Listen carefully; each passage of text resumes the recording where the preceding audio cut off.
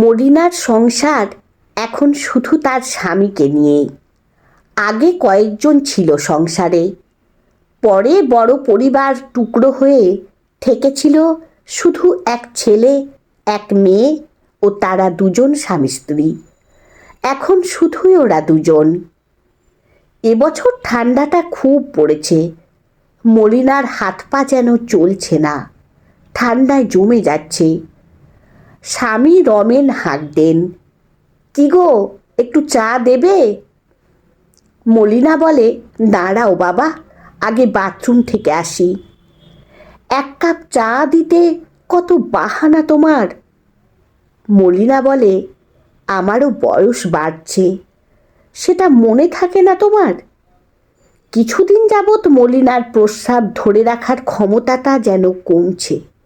Doctor দেখানোর কথা বলেছিল বরকে, কিন্তু কর্তা বলে বয়স হলে ওরকম হয়। মলিনা আর কোনো দিন কিছু বলেনি। শীতের সকাল, কুয়াশায় সূর্যদেব মুখ ঢেকে রেখেছে, তার মধ্যে উত্তরের হাড় কাঁপানো হাওয়া। মলিনা কাঁপতে কাঁপতে 2 কাপ চা নিয়ে রমেনবাবুর ঘরে আসে। একসাথে চা খাই, এইটুকুই তো আছে এখন। মাঝে মাঝে রমেনবাবুর সাথে খিটিমিটি লাগে ঠিকই, তবু তো মানুষটা আছে বলে একা থাকতে তো হয় না। রমেনবাবু বলেন, আজ কি রান্না করবে মলিনা? মলিনা বলে, অল্প একটু সবজি আছে, বাজারে যাবে কি? আর পারছি না এই ঠান্ডায়, যা হোক করো, না হলে খিচুড়ি করে দাও, গরম গরম ভালোই লাগবে, সব সবজি দিয়ে করো, একটু ডিম ভাজাও করো। মলিনা বলে, তাই হবে। ছেলে অতীন সেই যে কবে বিদেশে গেল, আর এলো না, কেবল বলে ছুটি নেই। আর মেয়ে রুমা তো চাকরি, শ্বশুরবাড়ি সব সামলে আসতেই পারে না। তার উপর নাতিটা স্কুলে যায়, তার পড়াশোনা আছে, দোষী বা দিই কী করে? রমেনবাবু বলেন, কেউ কারু নয় গো, তুমি আমার থেকে অনেকটা ছোট বলে এখনো চালাচ্ছ, আমি তো আর পারছি না। শীত পড়ে তো আরও জবুথবু হয়ে যাচ্ছি।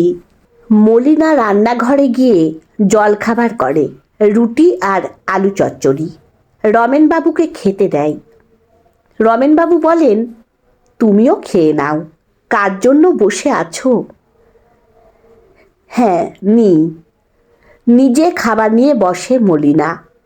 রমেনবাবু বলেন, খেজুর গুড়ের রসগোল্লা সন্দেশ এই শীতকালেই তো খেতে ভালো লাগে, অন্য সময় সেন্ট দিয়ে তৈরি করে, আর এখন একটু হলেও আসল গুড় পড়ে তো।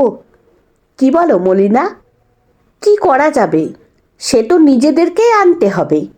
ভাবি সকালে সময় হয় না, বিকেলে যাব, আর যাওয়া হয় না। বেলা এত ছোট, সন্ধে হয়ে যায়, আর সন্ধেবেলা যেতে ভয় লাগে, ঠান্ডায় পায়ের ঠিক থাকে না। রমেনবাবু বলেন, না বাবা, পড়ে যেও না, মিষ্টির দরকার নেই। মলিনা হেসে ফেলে। পরের দিন রুমা অফিস থেকে ফেরার সময় মা বাবাকে দেখতে এলো। ছুটির দিন সময় পায় না বাড়িতে নানান কাজের জন্য, তাই মাঝে মাঝে অফিস ফেরত দেখা করে যায়। মলিনা বলে, মোড়ের মাথা থেকে একটু নতুন গুড়ের মিষ্টি এনে দিয়ে যাবি, তোর বাবা কাল বলছিল। রুমা বলে, দিতেই হবে, কানে শুনে তো আর না এনে দিয়ে যেতে পারি না। কি করব বলো, শীতে ঠান্ডায় উঠতেই দেরি হয়ে যাচ্ছে, আর বিকেল চলে গিয়ে সন্ধে নেমে আসছে কিছু বুঝবার আগেই। রুমা বলে, যখনই আসবো তোমাদের ফরমাস কিছু থাকবেই। ভাবো না, আমিও সারাদিন অফিস করে তবে এখানে আসি, বাড়ি গিয়েও কাজ আছে। বুঝি মা, বুঝি, থাক, আনতে হবে না, কাল আমি যাবক্ষণ। খুব ভালো রকম জানো, আমি না এনে দিয়ে বাড়ি গিয়েও শান্তি পাবো না। ছেলে ছেলে করতে তো খুব, তা এখন ছেলে একবারও খোঁজ নেয়? আশা তো দূরের কথা, বাবা তো ছেলের নামে দুঢোক জল বেশি খেত। আমরা আমাদের কর্তব্য করেছি। তা বেশ করেছ। দাঁড়াও, আমি মিষ্টি নিয়ে আসি। এই ব্যাগটা রাখো। কি আছে এতে? ফুলকপি আর কিছু শীতের সবজি। টাটকা বিক্রি হচ্ছিল, তাই ভাবলাম তোমাকেই তো এই ঠান্ডায় যেতে হবে বাজারে, তাই নিয়ে এলাম। রুমা বেরিয়ে যায় মিষ্টি আনতে। মলিনা রমেনবাবুকে বলে, মেয়েটা তবুও খোঁজ নেয়, আর ছেলে একদম ভুলে গেল আমাদের। ওখানকার মেয়েকেই বিয়ে করলো, দেশের উপর টানও থাকলো না। রুমা মিষ্টি কিনে এনে বাবাকে বলে, তোমার জন্য নতুন গুড়ের সন্দেশ, রসগোল্লা, দই এনেছি। তবে একসাথে খেও না, শরীর খারাপ করবে। আমি যাই এখন, দরকার হলে ফোন করো মা। রুমাকে দরজা অবধি এগিয়ে দেয় মলিনা। দুপুরে খিচুড়ি খেয়ে একটু অম্বল হয়েছে মনে হচ্ছে, বলেন রমেনবাবু। মলিনা অম্বলের ওষুধ দেয় তাড়াতাড়ি। রমেনবাবু বলেন, রাতে আজ আর রুটি খাবো না, ওই একটু মিষ্টি আর মুড়ি খাবো। মলিনা বলে, তাহলে আমিও তাই খাবো, আজ আর রান্না করব না। পরের দিন কুয়াশায় ঢেকে আছে আকাশ। বাইরে কুয়াশা ফোঁটা ফোঁটা বৃষ্টির মতো হয়ে পড়ছে। মলিনা অতি কষ্টে ফুল তুলে পুজো সারল। রমেনবাবু এক্ষুনি উঠে চা চা করে হাঁক ডাক করবেন। মলিনা পুজো সেরে চায়ের জল চাপিয়ে রমেনবাবুকে ডাকে। দুজনে চা খায়। চা খেতে খেতে পুরনো দিনের কত গল্প হয় দুজনের মধ্যে। তখন কত ব্যস্ত জীবন ছিল, শীতকে তোয়াক্কাই করতেন না কেউ। সাত সকালে চান করে নাকে মুখে গুঁজে ট্রেন ধরা, আর এখন মাটিতে পা দিতে পারি না, মোজা চটি পরে ঘরে হাঁটছি। ভাবতেই পারিনি কোনো দিন। মলিনা বলে, আমিও ওই সকালে উঠে রান্না করেছি, টিফিন করেছি, 8টার সময় বেরিয়ে যেতে সবাই। আর এখন বাতের ব্যথায় হাঁটু ভাঁজ করতেই পারি না, যন্ত্রণায় মরে যাই। চলো, একটু রোদ এসেছে বারান্দাতে, চেয়ারে বসবে। কুয়াশার পরের রোদ মিঠে লাগবে। রমেনবাবু চেয়ারে গিয়ে বসেন। মলিনা চাদরটা ভালো করে গায়ে জড়িয়ে দেয়। সকালের সোনাঝরা রোদ পড়েছে সামনের বকুল গাছে।